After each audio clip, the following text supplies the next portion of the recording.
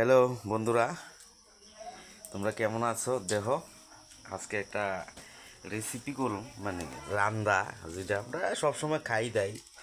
এই দেখো, কালকা গুলবাজার থেকে এই কলার থুরটা আনছি খাওয়ানোর লেগে।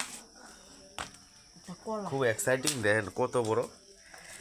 আমি দেখছি না কোনো সময়, আপনারা দেখছেন নি? একটা কমেন্ট করবেন যে এটা কী কলার থুর। দেখো খুব সুন্দর। আজকে এটা দিয়ে একটা তরকারি রান্না হইব। দেখো রান্নাটা খুব টেস্ট হইব।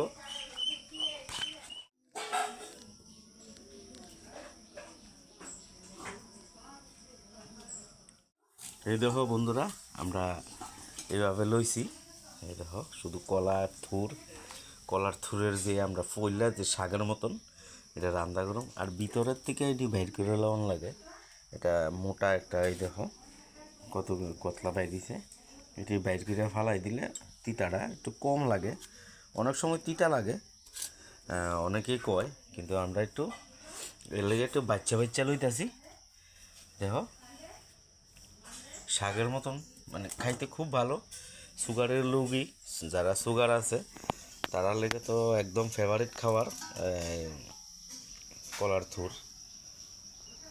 দেখেন আমরা পরিষ্কার করতে, এই দেখো বন্ধুরা, আমরা এইভাবে পরিষ্কার করে লইছি। আর এইভাবে আমরা পইলা লমু। দেখেন কুচি কুচি করে। আর শাকটা কলার থুরটা খাইতে খুবই টেস্ট।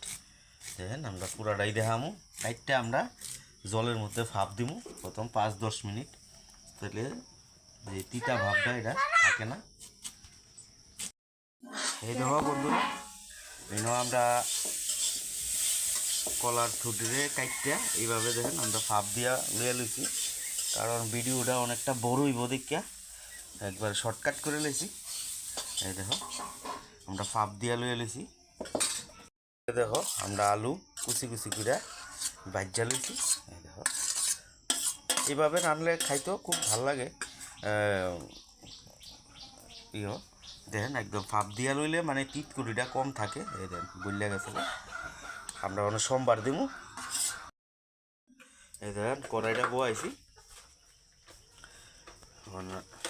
আমরা তেল দিছি। এই দেখো আমরা তেজপাতা, শুকনা মরিচ দিছি। এই দেখেন আমরা 5 ফোড়ন দিছি। আমরা নিরামিষই করুম তরকারিটা, একদম নিরামিষ কলার থুরের শাক। এটাও খুব মজা। হলুদ দিছি। হলুদ দিয়ে এখন আমরা একটু লাড়া দিয়ে ঢেকে রেখে দেবো। সাথে লবণ আমরা ওখানে ঢেকে রেখে দেবো কিছুক্ষণ।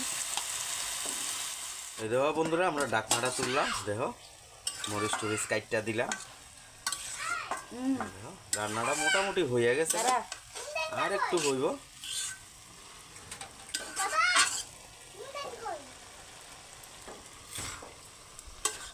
বন্ধুরা আমরা তরকারিটা হয়ে গেছে। এই দেখো এইভাবে রান্না করবেন, মানে কলার মোছার তরকারি বা কলার থুর। এই দেখো